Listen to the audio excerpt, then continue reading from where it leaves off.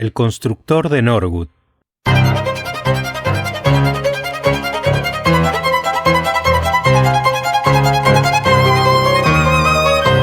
Desde el punto de vista del experto criminal, dijo el señor Sherlock Holmes, Londres se ha convertido en una ciudad singularmente poco interesante desde la muerte del difunto y lamentado profesor Moriarty.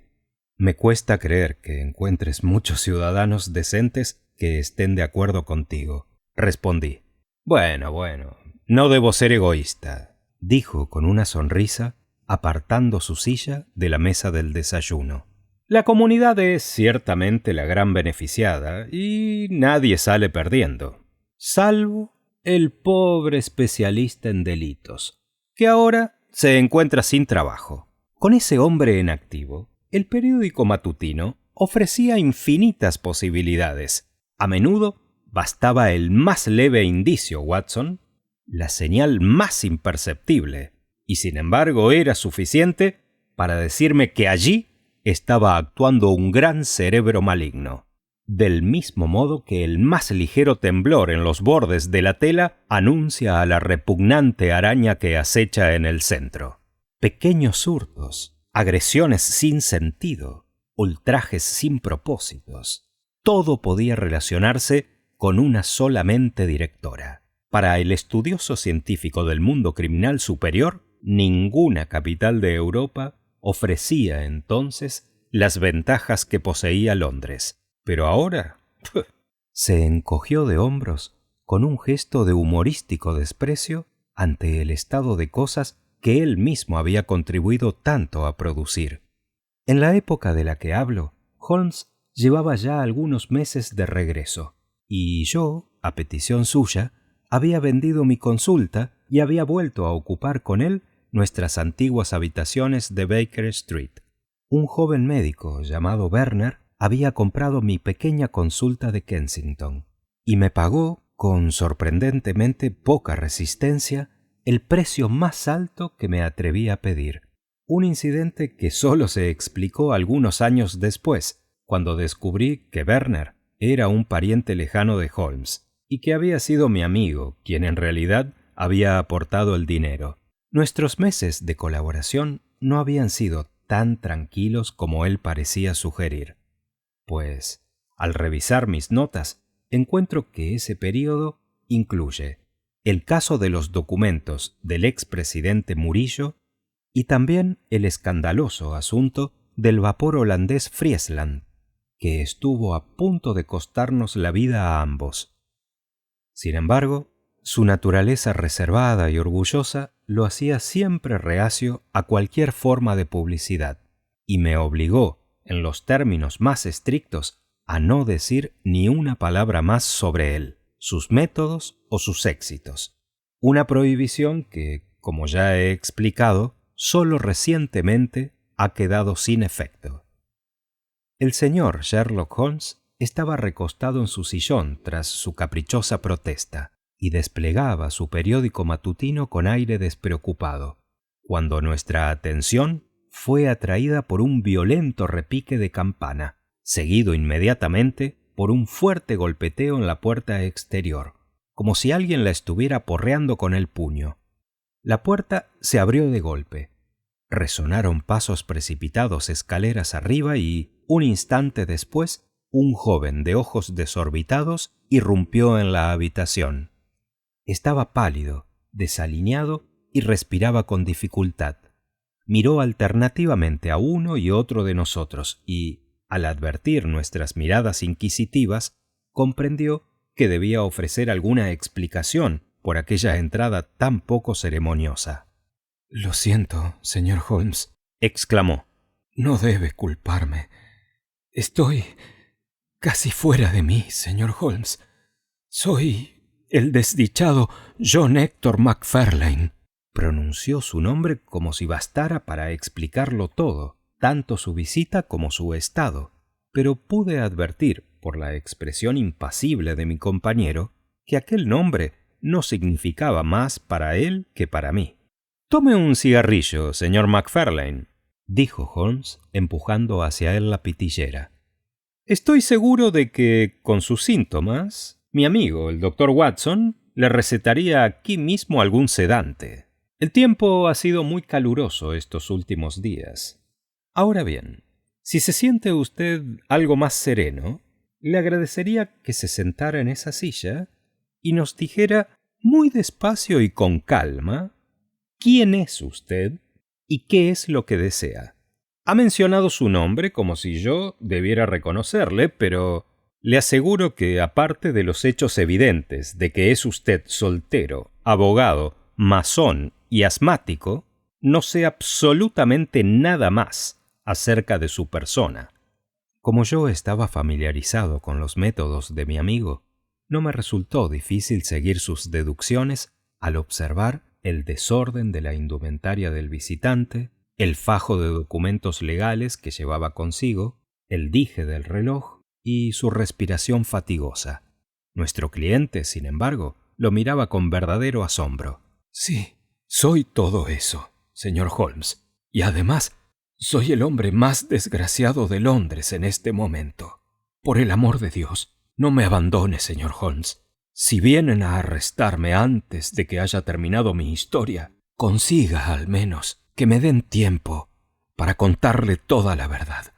Podría ir a la cárcel tranquilo si supiera que usted trabaja por mí desde fuera». «¿Arrestarlo?», dijo Holmes. «Esto resulta realmente muy interesante. ¿Por qué cargo espera ser arrestado?» «Por el asesinato del señor Jonas Oldaker, de Lower Norwood». El rostro expresivo de mi compañero mostró una viva atención, aunque me temo que no precisamente satisfacción. «Dios mío», exclamó. «Precisamente hace un momento le estaba diciendo a mi amigo el doctor Watson que los casos sensacionales habían desaparecido de nuestros periódicos». Nuestro visitante extendió una mano temblorosa y tomó el Daily Telegraph que aún reposaba sobre las rodillas de Holmes. Si lo hubiera mirado, señor, lo habría visto enseguida. Pensé que mi nombre y mi desgracia estarían ya en boca de todo el mundo. Aquí está, y con su permiso voy a leérselo. Escuche esto, señor Holmes. Los titulares dicen: misterioso suceso en Lower Norwood. Desaparición de un conocido constructor. Sospecha de asesinato e incendio provocado. Una pista sobre el criminal. Esa pista conduce directamente a mí, señor Holmes. Me han seguido desde la estación de London Bridge y estoy seguro de que solo esperan la orden judicial para arrestarme. Le romperá el corazón a mi madre. Le romperá el corazón. Se retorcía las manos con angustia y se balanceaba hacia adelante y hacia atrás en la silla. Observé con atención a aquel hombre acusado de un crimen violento. Era rubio y bien parecido, aunque de un atractivo algo apagado y sin carácter. Tenía ojos azules asustados, el rostro bien afeitado y una boca débil y sensible. Podría tener unos 27 años, y tanto su vestimenta como su porte eran los de un caballero. Del bolsillo de su ligero traje de verano sobresalía un fajo de documentos legales que declaraban su profesión. «Debemos aprovechar el tiempo que tenemos», dijo Holmes. «Watson, ¿tendría la amabilidad de tomar el periódico y leer el párrafo en cuestión?» Debajo de los enérgicos titulares que nuestro cliente había citado, leí el siguiente relato. Anoche, o en las primeras horas de la madrugada, ocurrió un incidente en Lower Norwood que, se teme, apunta a la comisión de un delito grave. El señor Jonas Oldaker es un conocido vecino de ese suburbio, donde ha ejercido durante muchos años su profesión de constructor. El señor Oldaker es soltero, tiene 52 años y reside en Deepden House, en el extremo de Sydenham Road. Siempre ha tenido fama de ser un hombre de hábitos excéntricos y retirados. Desde hace algunos años prácticamente se había apartado del negocio en el que, según se dice, amasó una considerable fortuna. Sin embargo, todavía existe un pequeño aserradero en la parte trasera de la casa, y anoche, alrededor de las 12, se dio la alarma de que uno de los cobertizos estaba en llamas. Los bomberos acudieron rápidamente al lugar, pero la madera seca ardía con tal intensidad que fue imposible contener el incendio hasta que la pila quedó completamente consumida. Hasta ese momento, el suceso presentaba el aspecto de un accidente corriente, pero nuevos indicios parecen señalar la posibilidad de un delito grave. Llamó la atención la ausencia del propietario en el lugar del incendio, y una investigación posterior demostró que había desaparecido de la casa. El examen de su dormitorio reveló que la cama no había sido utilizada, que una caja fuerte situada en la habitación estaba abierta, que numerosos papeles importantes se hallaban esparcidos por el suelo y, finalmente, que existían señales de una lucha violenta. Se encontraron leves rastros de sangre en la estancia, así como un bastón de roble que también presentaba manchas de sangre en el mango. Se sabe que el señor Jonas Oldacker había recibido una visita tardía esa misma noche, y el bastón hallado ha sido identificado como propiedad de esa persona, el joven abogado londinense John Hector Macfarlane, socio menor del bufete Graham y Macfarlane, de 426 Gresham Buildings. La policía cree disponer de pruebas que proporcionan un motivo muy convincente para el crimen, y no cabe duda de que pronto se producirán nuevos acontecimientos sensacionales. Más tarde, mientras entramos en prensa, se rumorea que el señor John Hector Macfarlane ha sido detenido bajo la acusación de asesinato del señor Jonas Oldacker. Es seguro, al menos, que se ha dictado orden de arresto. Han surgido además nuevos detalles inquietantes en la investigación de Norwood. Además de las señales de lucha en el dormitorio del constructor, ahora se sabe que las puertas acristaladas de la habitación, situada en la planta baja, estaban abiertas, que había marcas como si un objeto voluminoso hubiera sido arrastrado hasta la pila de madera y, finalmente, que se afirma haber hallado restos carbonizados entre las cenizas del incendio. La teoría de la policía es que se ha cometido un crimen sumamente grave, que la víctima fue golpeada hasta morir en su propio dormitorio, que sus papeles fueron registrados y que el cadáver fue arrastrado hasta la pila de madera, la cual fue incendiada después para ocultar toda huella del crimen. La investigación ha sido confiada al inspector Lestrade de Scotland Yard, que sigue las pistas con su habitual energía y sagacidad. Sherlock Holmes escuchaba este extraordinario relato con los ojos cerrados y las yemas de los dedos juntas. El caso presenta ciertamente algunos puntos de interés, dijo con su habitual languidez. En primer lugar, señor Macfarlane, ¿puedo preguntarle cómo es que todavía se encuentra usted en libertad, puesto que parece existir ya suficiente evidencia como para justificar su arresto? Vivo con mis padres en Torrington Lodge, en Blackheath, señor Holmes.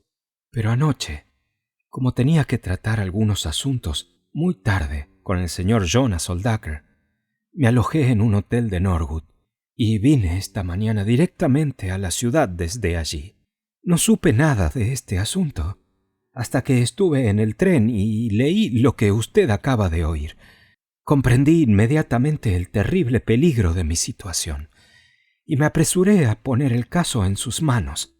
No tengo duda de que ya me habrían detenido en mi oficina o en mi casa. Un hombre me siguió desde la estación de London Bridge y estoy seguro de que... ¡Dios mío! ¿Qué es eso? Era el sonido de la campanilla, seguido inmediatamente por pesados pasos en la escalera. Un instante después apareció en la puerta nuestro viejo amigo Lestrade. Por encima de su hombro pude ver a 1 o 2 policías uniformados esperando fuera. ¿El señor John Hector Macfarlane?, preguntó Lestrade. Nuestro desdichado cliente se puso en pie con una expresión de espanto. «Lo arresto por el asesinato premeditado del señor Jonas Oldacker, de Lower Norwood». Macfarlane se volvió hacia nosotros con un gesto de desesperación y volvió a dejarse caer en su silla, completamente abatido.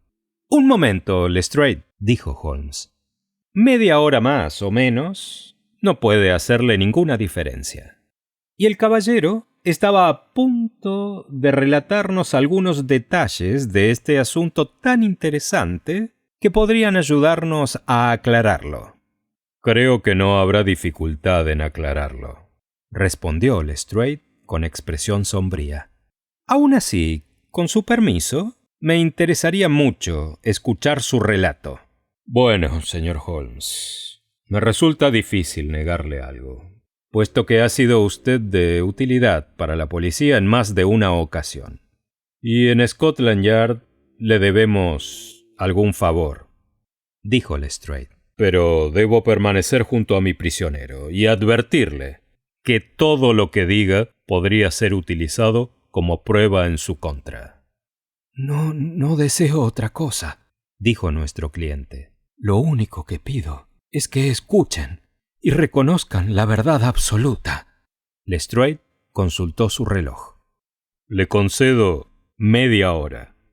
«Debo explicar primero», continuó Macfarlane, «que yo no conocía personalmente al señor Jonas Oldacker. Su nombre me era familiar desde hacía muchos años, pues mis padres lo habían tratado en otro tiempo, aunque más tarde se distanciaron. Por eso me sorprendió mucho que ayer, hacia las 3 de la tarde, entrara en mi despacho de la ciudad, pero mi sorpresa fue aún mayor cuando me explicó el objeto de su visita. Traía consigo varias hojas arrancadas de un cuaderno, cubiertas de una escritura apresurada. Aquí están, y las puso sobre mi mesa. «Aquí está mi testamento», me dijo. «Quiero que usted, señor Macfarlane, me ayude a darle la forma legal adecuada. Me sentaré aquí mientras lo redacta». Me dispuse a copiarlo, y pueden imaginarse mi asombro cuando descubrí que, con algunas pequeñas reservas, me dejaba a mí toda su propiedad. Era un hombrecito extraño, con aspecto de hurón y pestañas blancas, y cuando levanté la vista hacia él, encontré sus pequeños ojos grises fijos en mí, con una expresión divertida. Apenas podía dar crédito a lo que leía, pero me explicó que era soltero y tenía muy pocos parientes vivos, que había conocido a mis padres en su juventud y que siempre había oído hablar de mí como de un joven muy digno de confianza, por lo cual estaba seguro de que su dinero quedaría en buenas manos. Yo apenas acerté a balbucear algunas palabras de agradecimiento. El testamento quedó debidamente redactado, firmado y atestiguado por mi empleado. Este es el documento definitivo, en papel azul, y estas otras hojas, como ya he explicado, son el borrador original. El señor Jonas Oldacker me dijo entonces que había varios documentos, contratos de construcción, escrituras, hipotecas, valores y otros papeles que era necesario que yo examinara y comprendiera. Añadió que no se quedaría tranquilo hasta que todo estuviera en orden, y me rogó que acudiera aquella misma noche a su casa de Norwood, llevando conmigo el testamento para arreglar todos los asuntos. «Recuerde, muchacho», me dijo, «ni una palabra a sus padres sobre este asunto hasta que todo esté resuelto. Será una pequeña sorpresa para ellos». Insistió mucho en este punto y me hizo prometerlo solemnemente. Puede imaginarse, señor Holmes, que no estaba en disposición de negarle nada que pudiera pedirme. Era mi benefactor, y mi único deseo era cumplir sus deseos en todos los detalles. Por eso envié un telegrama a casa, diciendo que tenía asuntos importantes que atender, y que no sabía a qué hora podría regresar. El señor Oldacre me había dicho que le gustaría que cenara con él a las 9, pues quizá no estaría en casa antes de esa hora. Sin embargo, tuve algunas dificultades para encontrar la vivienda, y eran casi las 9:30 cuando llegué. Lo encontré... Un momento, dijo Holmes. ¿Quién le abrió la puerta? Una mujer de mediana edad, que supongo sería su ama de llaves. ¿Y fue ella quien anunció su nombre? Exactamente, respondió Macfarlane. Continúe, por favor. Macfarlane se secó la frente húmeda y prosiguió su relato. Esta mujer me condujo a una sala de estar, donde había dispuesta una cena ligera. Después, el señor Jonas Oldacre me llevó a su dormitorio, en el que había una pesada caja fuerte. La abrió y sacó varios paquetes de documentos que examinamos juntos. Serían entre las 11 y las 12 cuando terminamos. Comentó entonces que no debíamos molestar a la ama de llaves, y me acompañó hasta la salida por una puerta-ventana que daba al jardín, y que había permanecido abierta todo el tiempo. ¿Estaba la persiana bajada?, preguntó Holmes. No podría asegurarlo, aunque creo que estaba solo a medio bajar. Sí, recuerdo que la levantó para poder abrir la ventana. No pude encontrar mi bastón, y él dijo: «No importa, muchacho. Espero verle con frecuencia a partir de ahora, así que guardaré su bastón hasta que vuelva a reclamarlo». Lo dejé allí. La caja fuerte permanecía abierta, y los documentos seguían sobre la mesa en paquetes. Era ya demasiado tarde para regresar a Blackheath. Así que pasé la noche en el Arnley Arms, y no supe nada más hasta que esta mañana leí en el periódico este horrible asunto. ¿Desea hacer alguna otra pregunta, señor Holmes?, preguntó Lestrade, cuyas cejas se habían arqueado más de una vez durante aquella extraordinaria explicación. No, hasta que haya estado en Blackheath. Quiere decir en Norwood, corrigió Lestrade. Oh, sí, sin duda, eso es lo que quería decir, respondió Holmes con su enigmática sonrisa. Lestrade había aprendido, por más experiencias de las que le gustaba reconocer, que aquel cerebro era capaz de penetrar donde el suyo no alcanzaba. Lo vi mirar a mi compañero con renovada curiosidad. Creo que me gustaría hablar con usted dentro de un momento, señor Sherlock Holmes, dijo Lestrade. Ahora, señor Macfarlane, 2 de mis agentes están en la puerta, y hay un coche esperando. El desdichado joven se levantó y, tras dirigirnos una última mirada suplicante, salió de la habitación. Los policías lo condujeron hasta el vehículo, pero Lestrade permaneció con nosotros. Holmes había recogido las hojas que contenían el borrador del testamento, y las examinaba con la más viva atención reflejada en su rostro. «Hay algunos puntos curiosos en este documento, Lestrade, ¿no le parece?», dijo tendiéndoselo. El inspector lo miró con gesto desconcertado. «Puedo leer las primeras líneas, y algunas en mitad de la segunda página, y 1 o 2 al final. Esas están tan claras como si estuvieran impresas. Pero la escritura intermedia es muy mala, y hay 3 pasajes que no puedo leer en absoluto». «¿Y qué le sugiere eso?», preguntó Holmes. «Bueno, ¿qué le sugiere a usted?». «Que fue escrito en un tren. La buena escritura corresponde a las paradas, la mala al movimiento del tren, y la peor de todas a los tramos en que la marcha era más rápida. Un observador científico diría inmediatamente que esto fue redactado en una línea suburbana, pues en ningún otro lugar podrían sucederse con tanta rapidez estaciones tan próximas entre sí. Si suponemos que todo el trayecto fue empleado en redactar el testamento, entonces el tren debía de ser un expreso, con una sola parada entre Norwood y London Bridge». Lestrade soltó una carcajada. «Oh, usted me supera cuando empieza con sus teorías, señor Holmes». ¿Qué tiene que ver eso con el caso? Corrobora la historia del joven en el punto de que el testamento fue redactado por Jonas Oldacre durante su viaje de ayer. Resulta curioso, ¿no cree?, que un hombre redacte un documento tan importante de una manera tan descuidada. Sugiere que no pensaba que fuera a tener mucha importancia práctica. Si un hombre redactara un testamento que nunca tuviera intención de que entrara en vigor, bien podría hacerlo así. Pues, al mismo tiempo, redactó su propia sentencia de muerte, dijo Lestrade. Ah, sí. ¿No le parece?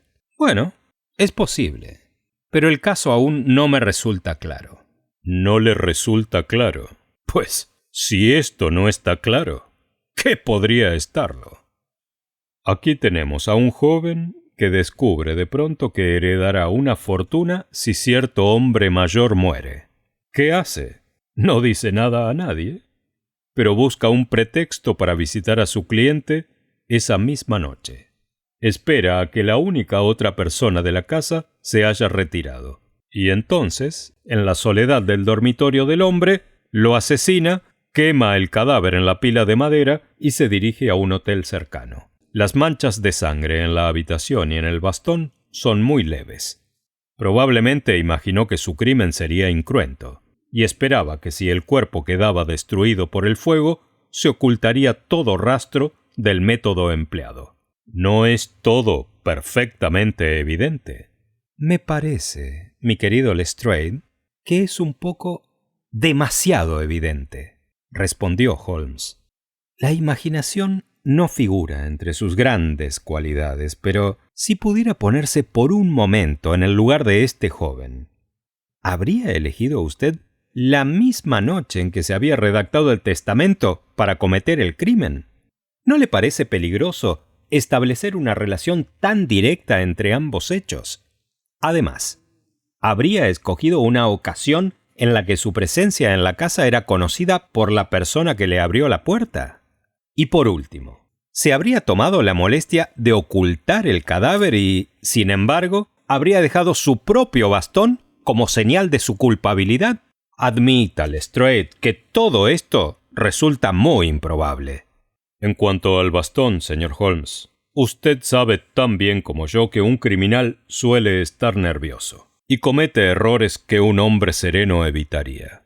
Probablemente temió volver a entrar en la habitación. Propóngame otra teoría que encaje mejor con los hechos. Podría darle fácilmente media docena, dijo Holmes. Aquí tiene, por ejemplo, una posibilidad perfectamente viable, incluso probable.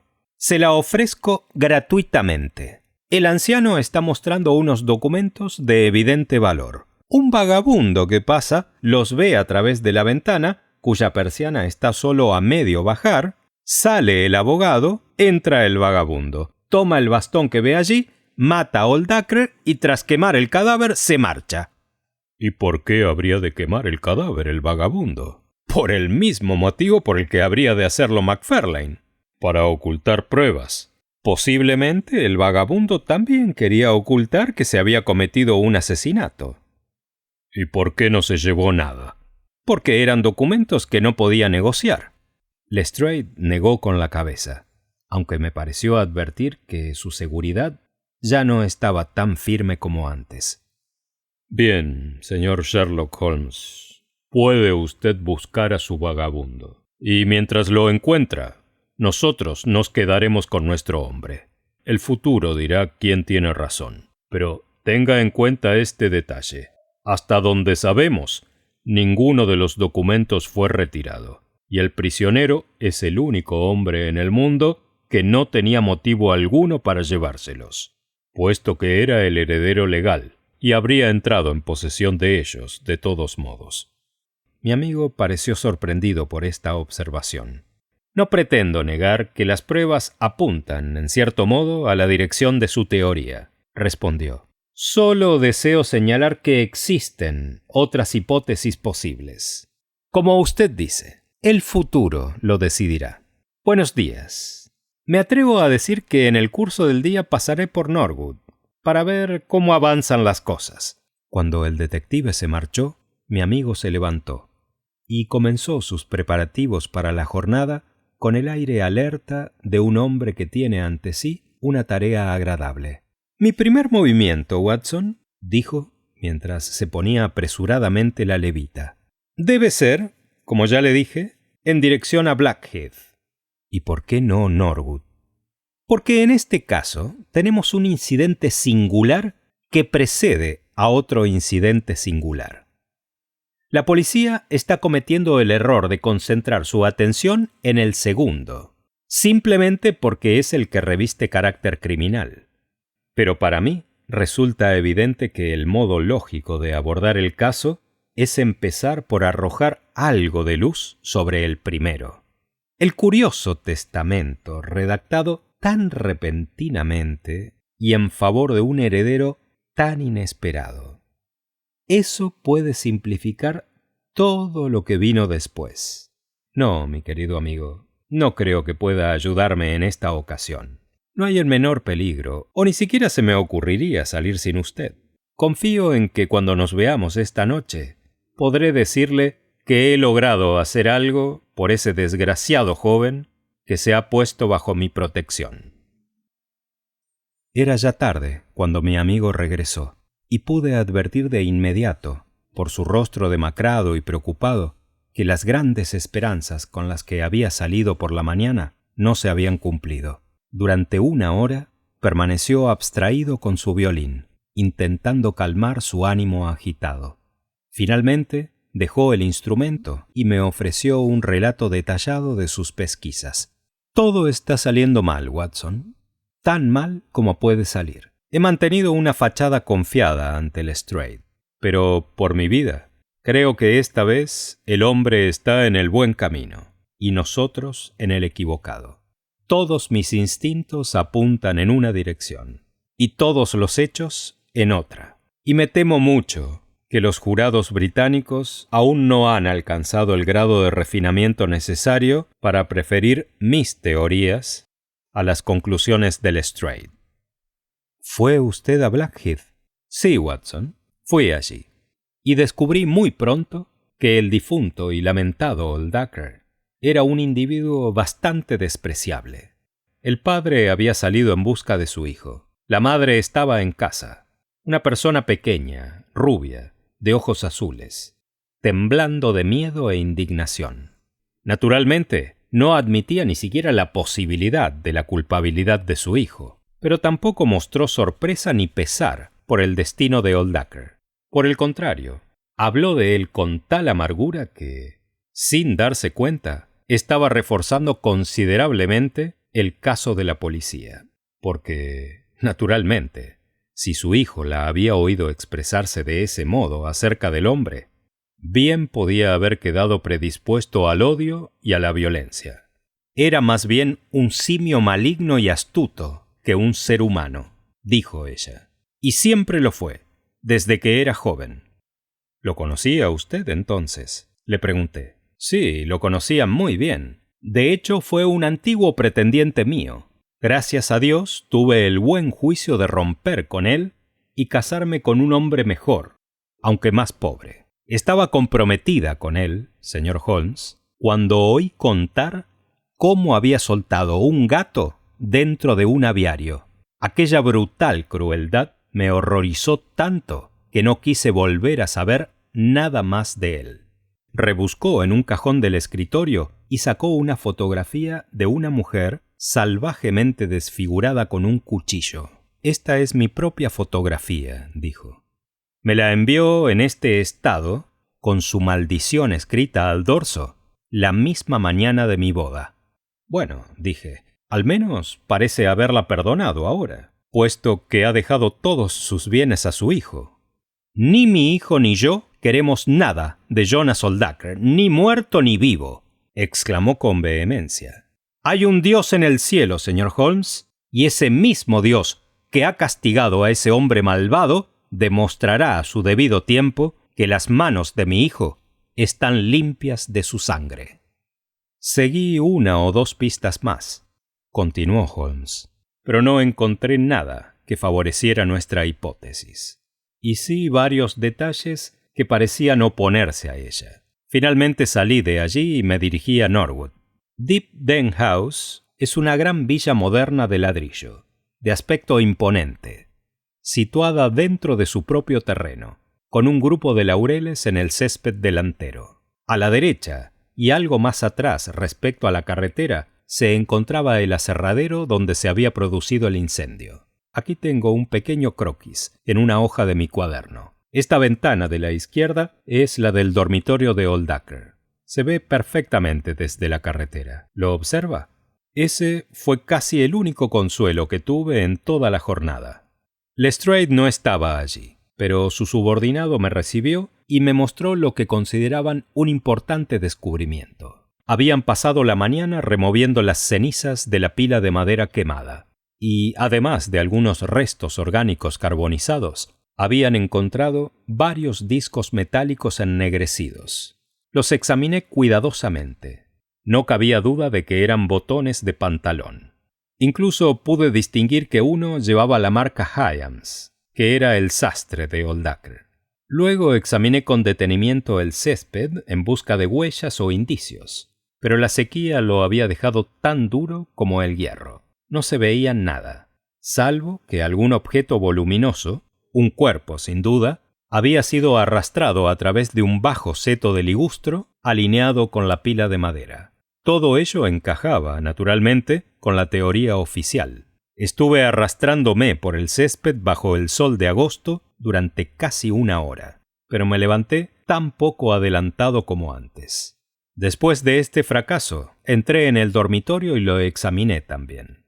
Las manchas de sangre eran muy leves, simples marcas y decoloraciones, pero sin duda recientes. El bastón había sido retirado, aunque también allí las señales eran ligeras. No había duda de que pertenecía a nuestro cliente. Él mismo lo reconoce. En la alfombra podían distinguirse las huellas de los dos hombres, pero ninguna de una tercera persona, lo cual volvía a favorecer la teoría contraria a la nuestra. Ellos seguían acumulando puntos, mientras nosotros permanecíamos detenidos. Solo tuve un pequeño destello de esperanza, aunque tampoco condujo a nada.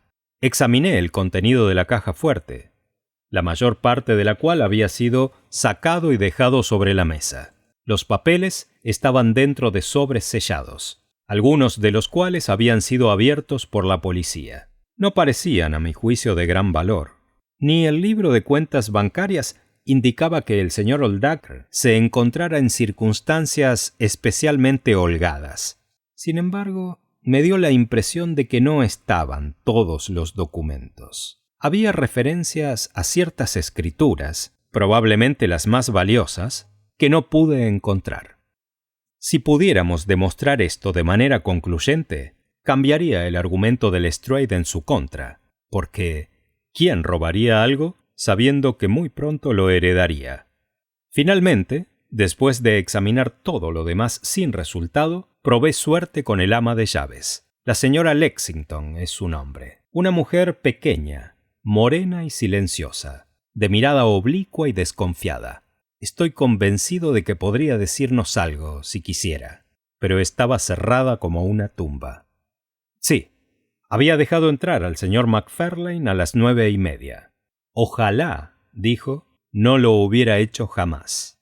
Se había acostado a las 10:30. Su habitación estaba en el extremo opuesto de la casa y no había oído nada de lo ocurrido. El señor Macfarlane había dejado su sombrero y, según creía, también su bastón en el vestíbulo. La alarma de incendio la despertó. Su pobre y querido amo, sin duda, había sido asesinado. ¿Tenía enemigos? Bueno, todo el mundo tiene enemigos, pero el señor Oldacre llevaba una vida muy retirada y solo trataba con personas relacionadas con sus negocios. Había visto los botones y estaba segura de que pertenecían a la ropa que llevaba puesta la noche anterior. La pila de madera estaba muy seca, pues no había llovido en un mes. Ardió como yesca, y cuando ella llegó al lugar solo podían verse las llamas. Tanto ella como los bomberos percibieron claramente el olor de la carne quemada entre los restos. no sabía nada de los documentos ni de los asuntos privados del señor Oldacre. Así que, mi querido Watson, ahí tiene mi informe de un fracaso. Y sin embargo, apretó sus delgadas manos con un gesto de intensa convicción. Yo sé que está todo mal. Lo siento en los huesos, Watson. Hay algo que no encaja, y esa ama de llaves lo sabe. Había en sus ojos una especie de desafío hosco que sólo acompaña al conocimiento culpable. Sin embargo, no tiene sentido seguir hablando de ello, Watson. Pero, a menos que tengamos algún golpe de suerte, me temo que el caso de la desaparición de Norwood no figurará entre los éxitos que confío en que un público paciente llegará algún día a conocer. Sin duda, dije, la apariencia de ese joven causará una excelente impresión en cualquier jurado. Ese es un argumento peligroso, mi querido Watson. Recuerde el terrible asesino Bert Stevens, al que logramos desenmascarar en el 87. ¿Existió alguna vez un joven de aspecto más apacible y digno de confianza? Sí, es cierto. A menos que logremos establecer una teoría alternativa, este hombre está perdido. Apenas se puede encontrar una grieta en el caso que ahora se presentará contra él. Y cada nueva investigación no ha hecho más que reforzarlo. Por cierto, hay un pequeño detalle curioso entre esos documentos que podría servirnos como punto de partida para nuevas indagaciones. Al examinar el libro bancario, observé que el bajo saldo se debía principalmente a varios cheques de considerable cuantía extendidos durante el último año a nombre de un tal señor Cornelius. Confieso que me interesaría mucho saber quién es este señor Cornelius, con quien un constructor retirado mantiene transacciones tan importantes. ¿Podría tener alguna relación con este asunto? Tal vez sea un intermediario, pero no hemos encontrado ningún comprobante que corresponda a esos pagos. A falta de otra pista, mis investigaciones deberán orientarse ahora hacia el banco para averiguar quién ha cobrado esos cheques. Pero me temo, querido amigo, que el caso terminará con Lestrade, de forma ignominiosa, ahorcando a nuestro cliente. Lo cual, sin duda, será un nuevo triunfo para Scotland Yard. No sé cuánto durmió Sherlock Holmes aquella noche, pero cuando bajé a desayunar lo encontré pálido y preocupado, con los ojos brillando aún más por las ojeras que los rodeaban. La alfombra alrededor de su silla estaba cubierta de colillas de cigarrillos y de primeras ediciones de los periódicos matutinos. Un telegrama abierto yacía sobre la mesa. «¿Qué le parece esto, Watson?», preguntó, arrojándomelo. Procedía de Norwood y decía: «Nuevas pruebas importantes obtenidas. La culpabilidad de Macfarlane definitivamente establecida. Le aconsejo que abandone el caso. Lestrade». «Esto suena grave», dije. «Es el pequeño canto de gallo de Lestrade. Anuncio de su victoria», respondió Holmes con una sonrisa amarga. «Y sin embargo, quizá sea prematuro abandonar el caso. Después de todo, esas nuevas pruebas importantes pueden ser de doble filo y tal vez corten en una dirección muy distinta de la que Lestrade imagina.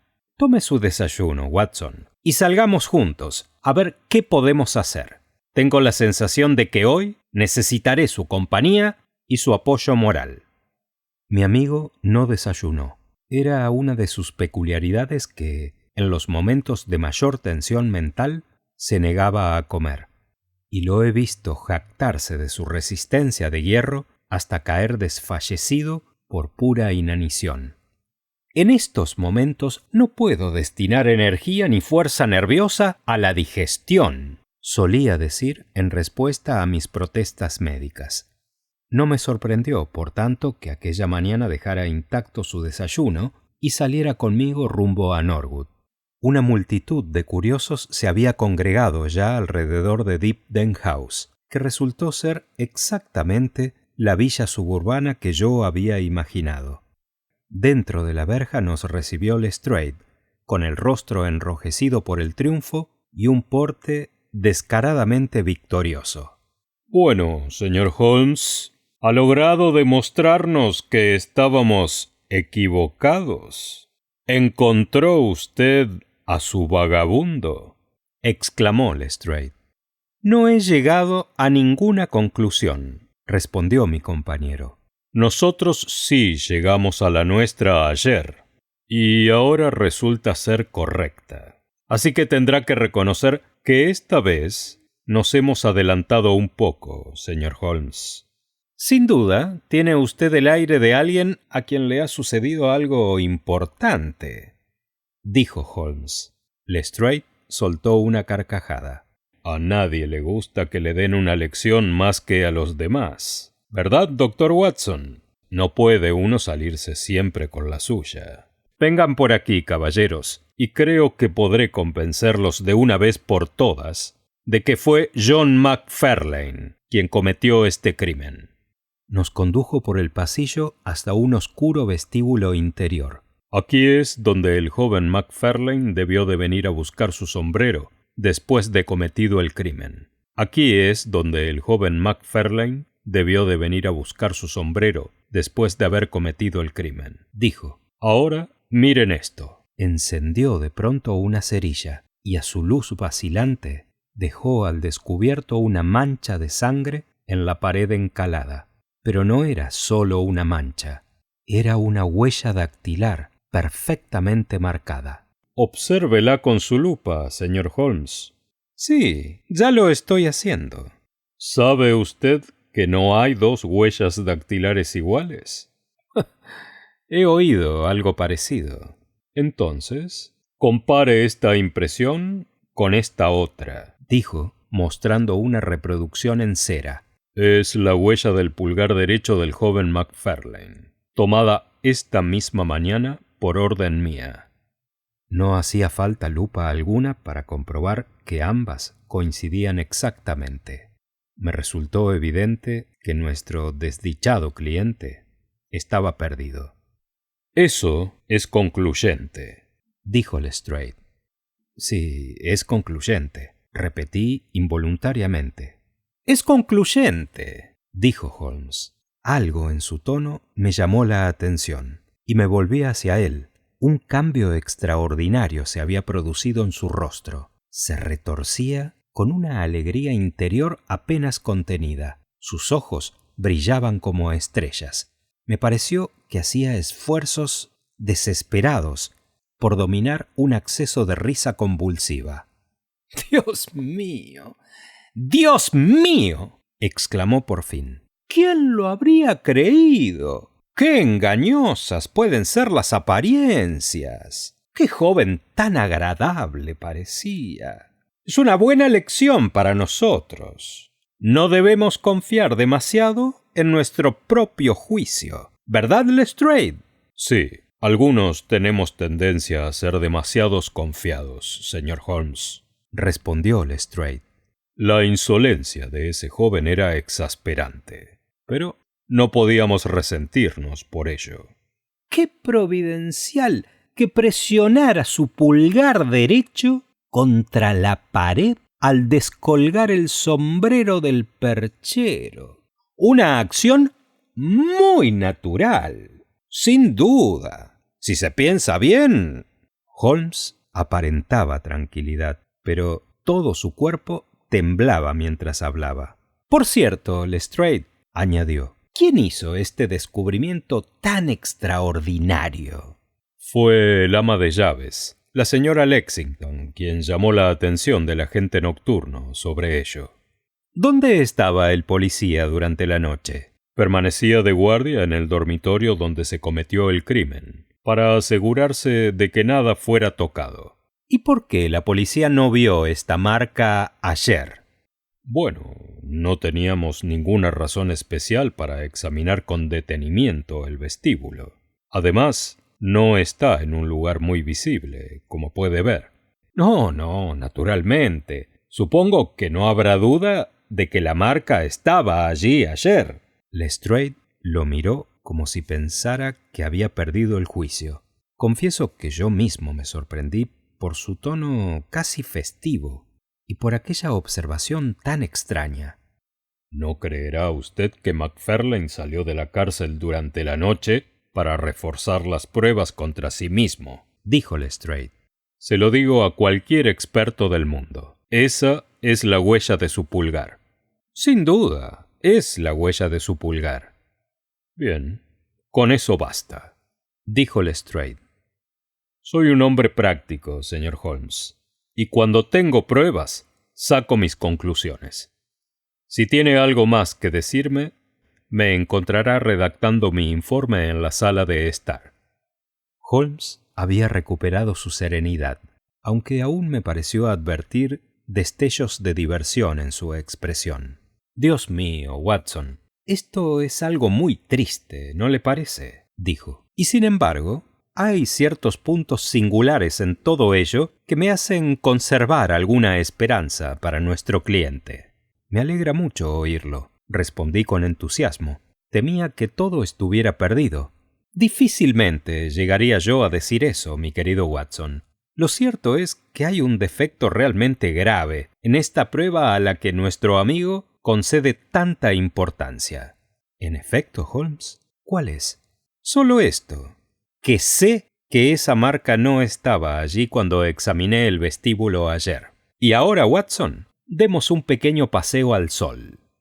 Con la mente confusa, aunque con el corazón reconfortado por una débil esperanza, acompañé a mi amigo por el jardín. Holmes examinó con gran atención cada fachada de la casa. Después regresó al interior y recorrió todo el edificio, desde el sótano hasta el ático. La mayoría de las habitaciones estaban vacías, pero aún así las inspeccionó con meticuloso cuidado. Finalmente, en el corredor superior, que daba acceso a 3 cuartos desocupados, volvió a sufrir uno de aquellos espasmos de alegría que tan bien conocía. Este caso tiene características verdaderamente singulares, Watson, dijo. Creo que ya es hora de que nuestro amigo Lestrade comparta nuestra confianza. Ha tenido su pequeña sonrisa a nuestra costa, y tal vez podamos devolvérsela, si mi interpretación del problema resulta correcta. Sí, creo que ya veo cómo debemos proceder. El inspector de Scotland Yard seguía escribiendo en el salón cuando Holmes lo interrumpió. Tengo entendido que está redactando su informe sobre el caso, dijo. Así es. ¿No cree que puede ser un poco prematuro? No puedo evitar pensar que sus pruebas aún no están completas. Lestrade conocía demasiado bien a mi amigo para ignorar aquella observación. Dejó la pluma y lo miró con atención. ¿Qué quiere decir, señor Holmes? Solo que hay un testigo importante al que todavía no ha interrogado. ¿Un testigo? ¿Puede presentarlo? Creo que sí. Entonces hágalo. Haré lo posible. ¿Cuántos agentes tiene disponibles? Hay 3 a mano. Excelente. ¿Puedo preguntarle si son hombres fuertes y con buena voz? No tengo ninguna duda, aunque no veo qué tiene eso que ver con el asunto. Quizá dentro de un momento lo vea con mayor claridad, respondió Holmes. Por favor, llame a sus hombres. 5 minutos después, los 3 agentes estaban reunidos en el salón. En la leñera encontrarán una buena cantidad de paja, dijo Holmes. Les agradecería que trajeran 2 brazadas. Creo que nos será de gran ayuda para producir al testigo que necesitamos. Muchas gracias. Watson, supongo que tiene usted fósforos. Ahora, señor Lestrade, le ruego que nos acompañe al rellano del piso superior. Como ya he dicho, allí había un amplio corredor que daba acceso a 3 habitaciones vacías. Holmes nos colocó a todos en fila. Los agentes sonreían. Lestrade observaba a mi amigo con una mezcla de asombro, expectación y ligera burla. Holmes permanecía ante nosotros, con el aire solemne de un ilusionista a punto de ejecutar su número principal. ¿Sería tan amable de enviar a uno de sus hombres por 2 cubos de agua? Coloquen la paja aquí, separada de la pared. Muy bien, creo que ya estamos listos». El rostro de Lestrade comenzaba a enrojecer de irritación. «No sé si está jugando con nosotros, señor Holmes», dijo. «Si sabe algo, podría decirlo sin necesidad de toda esta comedia». «Le aseguro, mi buen Lestrade, que tengo excelentes razones para cada uno de mis actos. Quizá recuerde que hace unas horas me mortificó usted un poco cuando el sol parecía estar de su lado del seto. No me negará ahora el derecho de cierta pompa y ceremonia. Watson, ¿tendría la bondad de abrir esa ventana y encender una cerilla junto a la paja?» Así lo hice. Arrastrada por la corriente de aire, una espiral de humo gris comenzó a serpentear por el corredor mientras la paja seca crepitaba y ardía. «Ahora veremos si conseguimos hacer comparecer a este testigo, Lestrade. Les ruego que todos griten conmigo. ¡Fuego! A la cuenta de 3. 1, 2, 3. ¡Fuego!», gritamos al unísono. «Gracias. Una vez más, por favor. ¡Fuego! Solo una vez más, caballeros, todos juntos. ¡Fuego! ¡Fuego!». El grito debió de resonar por todo Norwood. Apenas había desaparecido el eco del grito cuando ocurrió algo asombroso. Una puerta se abrió de golpe en lo que parecía ser una pared sólida al fondo del pasillo, y un hombrecillo encogido salió disparado de ella como un conejo de su madriguera. «¡Magnífico!», dijo Holmes con toda calma. «Watson, un cubo de agua sobre la paja. Eso bastará. Lestrade, permítame presentarle a su principal testigo desaparecido, el señor Jonas Oldacker». El detective contempló al recién llegado con estupefacción. Este parpadeaba bajo la luz del pasillo, mirando alternativamente el humo, el fuego y nuestros rostros. Tenía una cara odiosa, astuta, viciosa, maligna, con ojos grises claros y huidizos, y pestañas casi blancas. «¿Qué significa esto?», dijo por fin Lestrade. «¿Qué ha estado haciendo todo este tiempo?». Oldacker dejó escapar una risa nerviosa, mientras retrocedía ante el rostro encendido del inspector. «No he hecho ningún daño». «¿Que no ha hecho ningún daño? Ha hecho todo lo posible para que ahorcaran a un hombre inocente. Si no fuera por este caballero, no estoy seguro de que no lo hubiera conseguido». La miserable criatura comenzó a gemir. «Le aseguro, señor, que solo era una broma». «¿Una broma? No encontrará usted ninguna risa de su lado, se lo aseguro. Llévenselo y reténganlo en la sala de estar hasta que yo vaya». Cuando los agentes se lo hubieron llevado, Lestrade se volvió hacia Holmes. «Señor Holmes», dijo, «no podía decirlo delante de los hombres, pero no me importa confesarlo en presencia del doctor Watson. Esto es lo más brillante que ha hecho usted hasta ahora. Ha salvado la vida de un hombre inocente y ha evitado un escándalo muy serio que habría arruinado mi reputación en el cuerpo». Holmes sonrió y le dio una palmada amistosa en el hombro. «En lugar de arruinarse, mi buen Lestrade, descubrirá que su reputación ha mejorado considerablemente. Solo tendrá que introducir unas pequeñas modificaciones en ese informe que estaba escribiendo y comprenderán lo difícil que resulta engañar al inspector Lestrade». «¿Y no quiere usted que aparezca su nombre?». «En absoluto. El trabajo es su propia recompensa.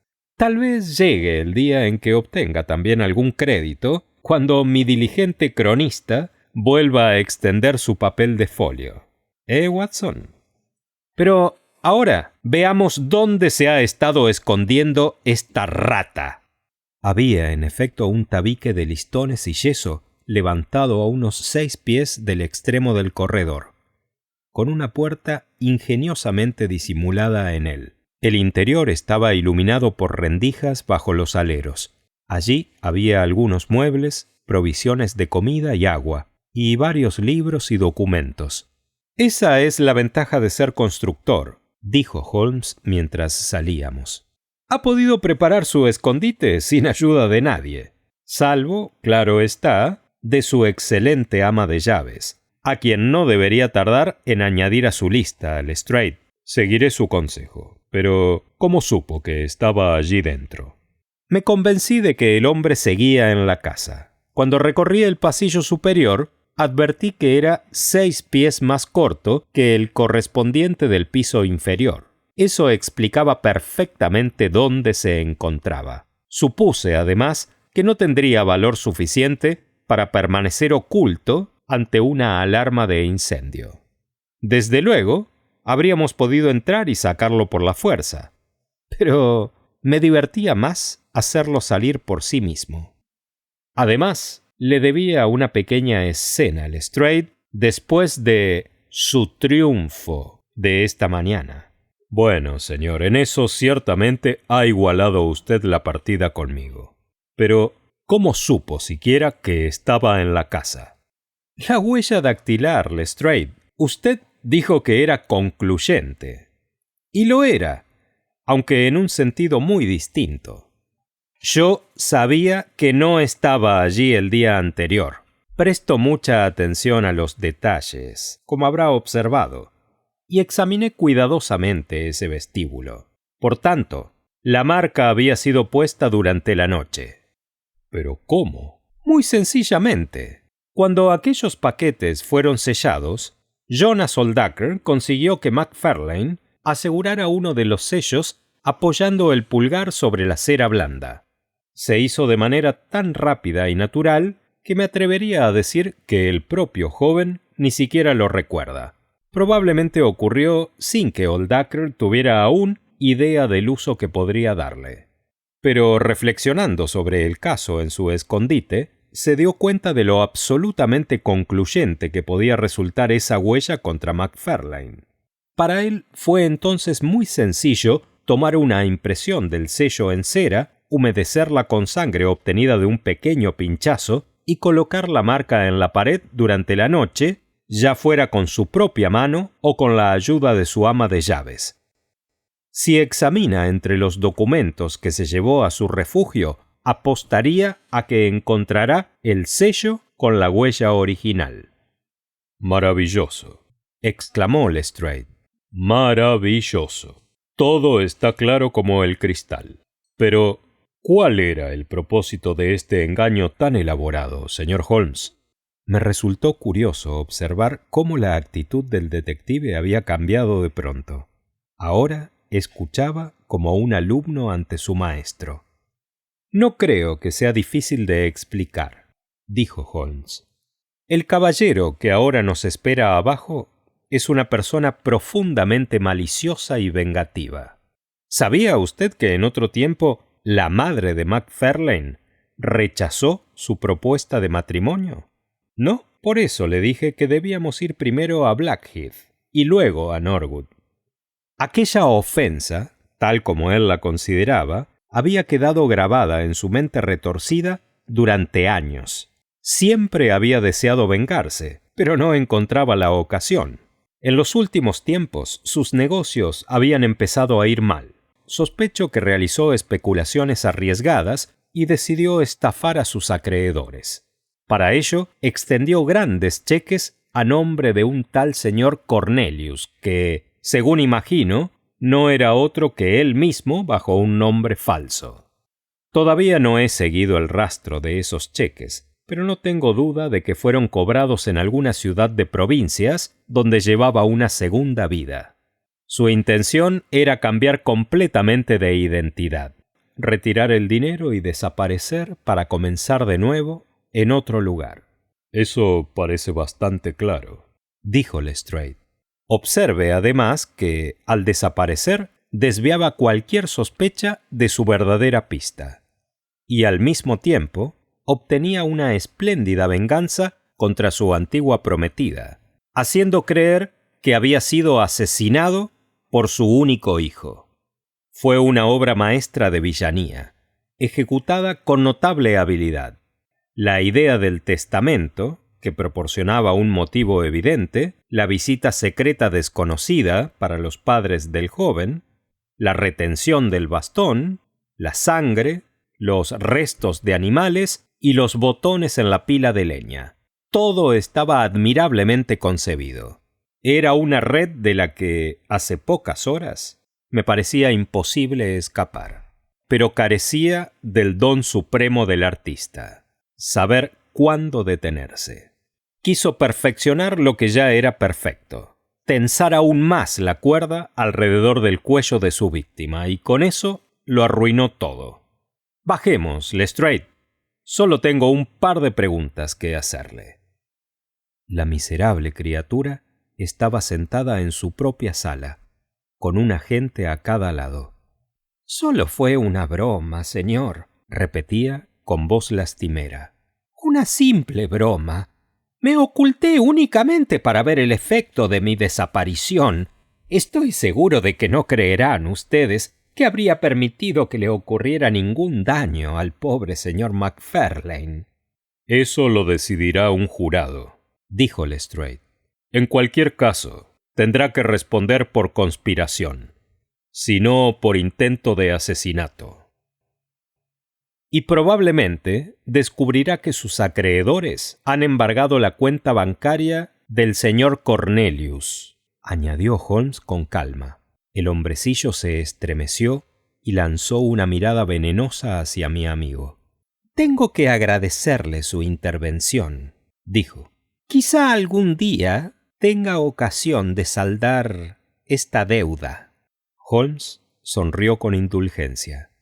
«Me temo que durante algunos años encontrará usted su tiempo bastante ocupado», respondió. «Por cierto, ¿qué fue exactamente lo que colocó en la pila de leña junto a sus viejos pantalones? ¿Un perro muerto o unos conejos? ¿No piensa decirlo? Qué poco amable por su parte. En fin, me atrevo a suponer que bastaron un par de conejos tanto para la sangre como para las cenizas carbonizadas. Si alguna vez escribe usted el caso, Watson, puede utilizar los conejos».